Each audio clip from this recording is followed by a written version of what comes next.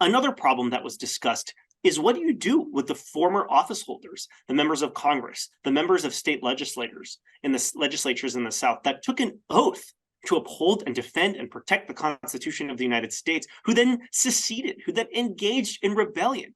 After the Civil War, all of these rebels were still in power in the South. Are we going to seat them in Congress? Are we going to let them run their state legislatures?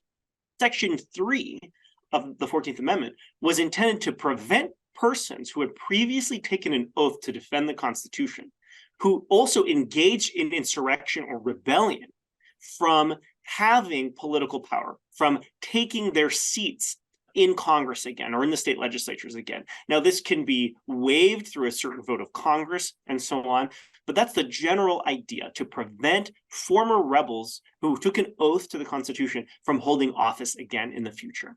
Now, this clause is potentially relevant to the events of January 6th.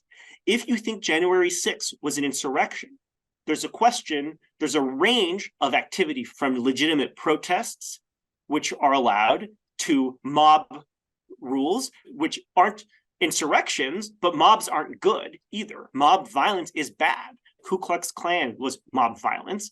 And so there's protests, which I think is legitimate. There's mob rule, which is not legitimate and not good, but not necessarily an insurrection. And then there's a point at which certain mobs, at certain times and places, for certain reasons, can amount to an insurrection.